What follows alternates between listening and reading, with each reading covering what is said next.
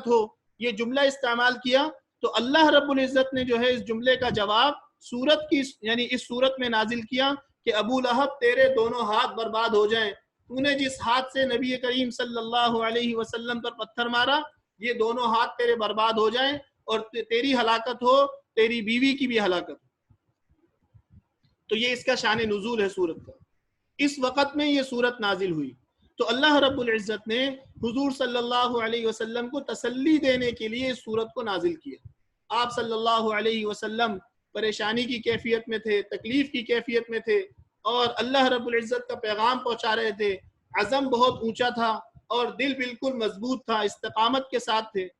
لیکن یہ حادثہ جب پیش آیا، اس پورے لوگوں کے اندر سب سے قریب ترین جو آدمی تھا وہ ابو لہب تھا حضور صلی اللہ علیہ وسلم۔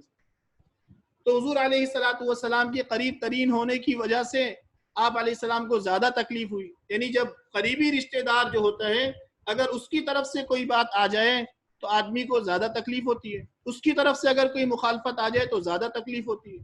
تو ابو لہب جو ہے وہ حضور علیہ السلام کے سگے چچا، یعنی آپ علیہ السلام کے والد حضرت عبداللہ تھے اور ابو لہب حضرت عبداللہ کے سگے بھائی تھے، یعنی آپ علیہ السلام کے سگے چچا ابو لہب تھے۔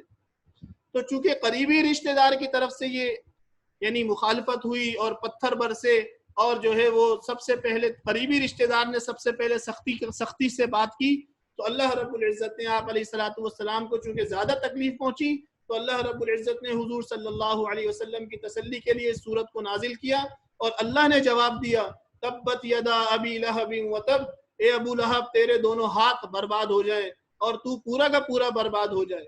اور پھر یہ بربادی چونکہ اللہ نے اتار دی تھی، پھر ابو لہب مالدار تھا، ما اغنا عنہ مالہ، اللہ فرماتے ہیں اس کے مال نے اس کو کوئی نفع نہیں دیا، کوئی نفع نہیں دیا اس کے مال نے۔ وما کسب، اس نے جو کچھ کمایا تھا اس کی اولاد بھی اس کی کمائی میں سے تھی، اس کی اولاد نے اس کے مال نے اس کو نہیں بچایا، کیونکہ اللہ نے بربادی کا حکم دے دیا تو اب کوئی نہیں بچا سکتا، اللہ نے بربادی کا حکم دے دیا۔ تو یہ سورت کا شان نزول ہے اور تقریباً پوری سورت کی تفسیر اس کے اندر موجود ہے۔ اس شان نزول کے اندر پوری سورت کی مختصر تفسیر موجود ہے۔ تو تبت یدا ابی لہب وتب، ابو لہب کے بارے میں یہ سورت ہے۔ ما اغنا عنہ مالہ وما کسب، جب اللہ نے بربادی اتار دی، اللہ نے ہلاکت کا فیصلہ کر لیا تو اب نہ مال بچا سکتا ہے اور نہ کوئی اولاد بچا سکتی ہے، کوئی نہیں بچا سکتا۔ تو جس کی بربادی کا فیصلہ اللہ کر لے، ساری دنیا کا مال اکٹھا کر لیا جائے اس کو نہیں بچا سکتے، ساری دنیا کے جو ہے اسباب کو اکٹھا کر لیا جائے اس کو نہیں بچا سکتے۔ اور اللہ نے فرمایا کہ دنیا میں تو بربادی ہے، آخرت کی بربادی بھی اس کے حصے میں آ گئی۔ سیصلی نارا ذات لہب، یہ بھڑکتی شعلوں والی آگ کے اندر جلے گا۔ سیصلی نارا ذات لہب، بھڑکتی شعلوں والی آگ کے اندر یہ جلے گا۔ وامرأتہ، اور اس کی بیوی بھی اس کے ساتھ ہوگی جہنم کے اندر۔ حمالۃ الحطب، اس کی بیوی لکڑیاں لاد کر لایا کرتی تھی۔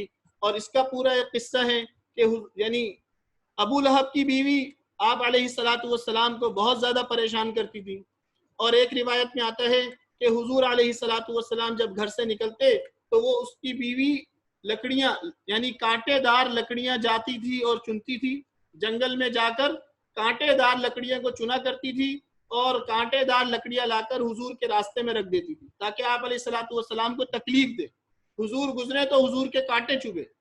تو اس کی بیوی یہ کام کرتی تھی۔ اپنے جو ابو لہب حضور کی مخالفت کے اندر حضور کے پیچھے آپ علیہ السلام گلیوں کے اندر ہوتے، ایک ایک کے پاس جا کے دین کی دعوت دیتے، ابو لہب پیچھے ہوتا اور سب کو یہ کہتا یہ جھوٹا ہے، یہ جھوٹا ہے، یہ جھوٹا ہے۔ حضور کے پیچھے جو ہے وہ گھومتا تھا اور آپ علیہ السلام کی دعوت کی تکذیب کرتا تھا۔ تو اللہ رب العزت نے ابو لہب کا یہ حشر جو ہے ابو لہب کا اللہ نے بیان فرمایا، اور اس کی بیوی چونکہ حضور علیہ السلام کو تکلیفیں دیتی تھی اور تکلیفیں دینے کی وجہ سے اور اس کی بیوی کی بہت ساری ایسی عادتیں تھیں، انشاءاللہ اس کا ذکر ابھی آئے گا۔ تو حمالۃ الحطب مانے لکڑیوں کا چننا بھی اس کا کام، کانٹے دار لکڑیاں چن کر حضور علیہ السلام کے رستے میں جو ہے وہ لادا کرتی تھی۔ اور ایک روایت میں آتا ہے کہ اس کی بیوی کا کام چغل خوری تھا، یعنی ایک خاندان کو دوسرے خاندان سے لڑایا کرتی تھی اور ایک آدمی کو دوسرے سے لڑایا کرتی تھی۔ اس کو یعنی تفاسیر کے اندر لکھا ہوا ہے لگائی بجائی کا کام کیا کرتی تھی. تو یہ چغل خوری لگائی بجائی کا کام جو وہ کرتی تھی تو اس کی وجہ سے بھی اللہ رب العزت نے اس کو اپنے شوہر کے ساتھ جہنم کے اندر ڈال دی. تو یہ تقریباً مختصر تفسیر ہے اس سورت کی. اب اس کے اندر ابو لہب اور اس کی بیوی یہ اس کا بنیادی کردار ہیں اس سورت کے اندر. تو ہمیں سب کو پتہ ہونا چاہیے ابو لہب کون تھا. تو میں نے اس کا مختصر تذکرہ تو کر دیا کہ حضور صلی اللہ علیہ وسلم کے جو والد صاحب تھے حضرت عبداللہ، حضور علیہ السلام کے والد کا نام حضرت عبداللہ تھا اور حضور علیہ السلام کی والدہ کا نام حضرت آمینہ تھا. یہ تو ہم سب کو پتہ ہے. تو حضور علیہ السلام کے جو والد تھے یہ 10 بھائی تھے. ان 10 بھائیوں میں ایک جو بھائی تھے اس کا نام تھا ابو لہب، یعنی عبد المطلب کے 10 بھائی تھے. عبد المطلب کے 10 بھائی تھے. ان 10 بھائیوں میں جو ایک تھا وہ ابو لہب تھا. ابو لہب یہ ان کا لقب تھا. اصل میں اس کا نام عبد العزہ تھا. ابو لہب کا اصل میں نام جو عبد العزہ نام تھا. ابو لہب جو ہے ان کا لقب تھا. چونکہ یہ بہت خوبصورت تھا اور بالکل سرخ چہرہ اس کا تھا اور سرخ چہرے کی وجہ سے، خوبصورتی کی وجہ سے اس کا نام شعلے والا، یعنی ابو لہب یعنی شعلے والا. ایسا یعنی اس کا چہرہ جس طرح شعلہ بالکل یعنی یہ کیا کہتے ہیں سرخ رنگ کا شعلہ ہوتا ہے، اس طرح اس کا چہرہ سرخ رنگ کا تھا اور بہت خوبصورت تھا وہ. تو خوبصورتی کی وجہ سے اس کا جو لقب پڑ گیا وہ ابو لہب پڑ گیا کہ شعلے والا آدمی، یعنی شعلے کی طرح جس کا چہرہ ہو اس کو ابو لہب کہا جاتا ہے. تو یہ اس کا لقب پڑ گیا. جب شروع میں ابو لہب کا جب لقب پڑا تھا، جب وہ پیدا ہوا اور یہ لقب پڑ گیا تو یہ تو ایک تعریف کے طور پر تھا. لیکن جب حضور علیہ السلام کی دعوت کے مقابلے میں آیا اور حضور علیہ السلام کی دعوت کو یعنی ٹھکرایا، آپ علیہ السلام کو تکلیفیں دی، تو اس کا لقب تبدیل نہیں ہوا، بلکہ اللہ رب العزت نے یعنی جو لقب اس کی تعریف میں تھا وہی لقب اللہ نے استعمال کیا اور مذمت کے اندر ڈال دیا. کیا مطلب؟ لہب کہتے ہیں شعلے کو، کیا مطلب؟ جہنم کے شعلے والا آدمی اللہ نے بنا دیا. تو وہ تعریف میں بھی اس کا لقب ابو لہب تھا، خوبصورت آدمی، شعلے کی طرح اس کا چہرہ تھا. لیکن جب اللہ کے رسول کی مخالفت میں آیا تو اللہ رب العزت نے اس لقب کو مذمت والا لقب بنا دیا. کیا مطلب؟ کہ جہنم کے شعلوں والا آدمی بن گیا. تو اس کا نام ابو عبد العزہ تھا. حضور صلی اللہ علیہ وسلم کی جب پیدائش ہوئی، جس وقت حضرت آمنہ رضی اللہ تعالی عنہ نے آپ علیہ السلام کو جنا اور دایا نے آ کر بتایا کہ عبداللہ کے گھر میں ایک لڑکے کی پیدائش ہوئی ہے، تو اس وقت ابو لہب خوشی میں تھا، بہت زیادہ خوش تھا. اور اس یعنی آپ علیہ السلام کی ولادت کی خوشی میں اس نے ابو لہب نے جو ہے ایک باندی آزاد کری. اس وقت اس کے پاس ایک باندی تھی جو خبر لے کر آئی، ابو لہب نے خوشی میں اس باندی کو آزاد کر دی، اتنا خوش ہوا تھا. لیکن جب دین کی دعوت آئی، اللہ کی طرف بلانا ہوا، اللہ رب العزت نے یعنی باطل جتنا بھی تھا اس باطل کو جب چوٹ لگی، تو چونکہ باطل کو چوٹ لگتی ہے تو جتنے باطل والے ہوتے ہیں وہ سارے کے سارے ان کو چوٹ لگتی ہے.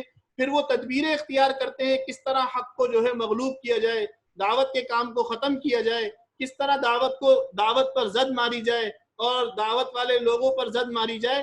یہ پھر سارا باطل اس کے پیچھے لگ جاتے. تو اس نے یہ کام کیا، اس کی بیوی نے یہ کام کیا، تو اللہ رب العزت نے ان دونوں کو ہلاکت میں ڈال دیا. اس کی بیوی کون تھی؟ اس کی بیوی کا لقب تھا ام جمیل. اور یعنی یہ بھی عرب کی ایک خاتون تھی. ابو لہب چونکہ بہت زیادہ مالدار تھا اور اس کی بیوی مالدار ہونے کے باوجود اس کے اندر ایک صفت تھی کنجوسی کی. مفسرین نے لکھا ہے، بعض احادیث میں آتا ہے کہ اس کے اندر بعض ایسی خرابیاں تھیں جس کی بنیاد پر اللہ رب العزت نے جب اس نے بھی دعوت کی مخالفت کی اور اس کی جو خرابیاں تھیں سب کو ملا کر اللہ پاک نے اس کو بھی جہنم والوں میں شمار کیا. تو اس کی جو خامیاں تھیں اس کے اندر پہلی چیز کنجوسی، دوسری چغل خوری، لگائی بجائی کا کام، ایک دوسرے سے لڑانا، دو خاندانوں کو لڑانا. اور وہاں پر جو قبیلے لڑتے تھے وہ تو سارا سال قتل و غارت ان کی چلتی تھی. تو ابو لہب جو ہے وہ آخر میں اس کا انجام کیا ہوا؟ آخر میں انجام یہ ہوا کہ اس کو ایک بیماری لگی. وہ بیماری ایسی لگی کہ اس کا جسم سڑ گیا اور پھر سارے کے سارے جتنے بھی اس کے گھر والے تھے سب نے اس کو ایک کمرے کے اندر اکیلا بند کر دیا. اس کمرے کے اندر پھر وہ مر گیا. 3 دن تک اس کی لاش وہاں رہی. 3 دن کے بعد اس کی لاش سے جب بدبو آئی تو پھر اس کے بچوں کو لوگوں نے کہا کہ بھائی اس کو کہیں اس کا ٹھکانہ لگاؤ. جب اس کا ٹھکانہ لگانے کے لیے اس کے بچوں نے اس کی لاش کو نکالا اور پھر سارے مکے والوں کو جمع کیا. سب مکے والوں نے اس پر پتھر پھینکے, وہ پتھروں کے نیچے دب گیا. یہ اس کا انجام ہوا. ابو لہب کا انجام یہ ہوا. حضور علیہ الصلوۃ والسلام پر ایک پتھر اس نے مارا, اللہ رب العزت نے موت کے بعد اتنے پتھر اس پر برسائے, اتنے پتھر اس پر برسائے کہ پتھروں کے نیچے یہ دفن ہو گیا.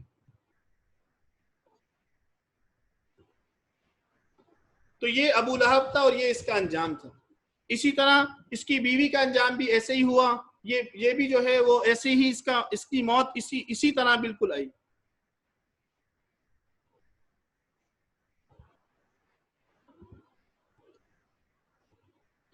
تو اس صورت کے اندر ہمارے لیے جو نصیحتیں ہیں اس میں سب سے پہلی نصیحت کہ نبی کی دعوت کا مقابلہ نہیں کرنا. جو بھی نبی کی دعوت لے کر جاتا ہے اس دعوت کا مقابلہ نہیں کرنا. داعیان دین کو تکلیف نہیں پہنچانا. دین کی دعوت دینے والے جو لوگ ہیں, کوئی بھی آدمی ہے وہ جو بھی دین کی طرف بلا رہا ہے, دین کی دعوت دے رہا ہے, ان کو تکلیف نہیں پہنچانا. اس لیے کہ دعوت کے مقابلے میں جو آتا ہے اللہ خود اس سے مقابلہ کرتے ہیں, اور جب اللہ جس سے مقابلہ کرے تو اللہ سے کوئی جیت نہیں سکتا. آج ساری دنیا پریشان ہے. اللہ نے ایک حکم دیا, ساری دنیا بند ہو گئی. اللہ کا حکم ہے, یہ اللہ کے حکم سے ہوا ہے, اور اللہ رب العزت ہی اس حکم کو اٹھائیں گے اور اللہ پاک ساری دنیا کو دوبارہ چلائیں گے. تو اللہ رب العزت یعنی جب دعوت کے مقابلے میں جب آتا ہے بندہ تو اللہ پاک خود اس کا مقابلہ کرتے ہیں. جو آدمی اللہ سے مقابلہ کرے گا وہ لا محالہ اللہ کے سامنے بے بس ہو جائے. اللہ سے مقابلہ کوئی نہیں کر سکتا. تیسری بات جو نصیحت ہمارے لیے صورت میں موجود ہے وہ اپنے مال اور اولاد پر اللہ کے مقابلے میں نازا مت ہونا. یہ نہیں کہنا بھائی میرا مال ہے, میری اولاد ہے. ابو لہب نے یہی کہا تھا, حضور سے کہا تھا کہ میری ہلاکت بربادی نہیں ہو سکتی اس لیے کہ میرے پاس مال بہت ہے, میری اولاد بڑی طاقتور ہے, تو ہے میں بڑا طاقتور آدمی ہوں. تو اللہ کے مقابلے میں نازا مت ہونا اپنے مال اور اولاد. یہ مال اور اولاد کچھ نہیں کر سکتی. قیامت کے دن سب سے پہلے آدمی سے جو بھاگے گا یوم یفر المرء من اخیہ وامہ وابیہ وصاحبتہ وبنیہ لکل امرئ منہم یومئذ شأن یغنیہ. سب بھاگ جائیں گے. اللہ رب العزت کے مقابلے میں کوئی نہیں آتا, سب چھوڑ کے بھاگ جائیں گے.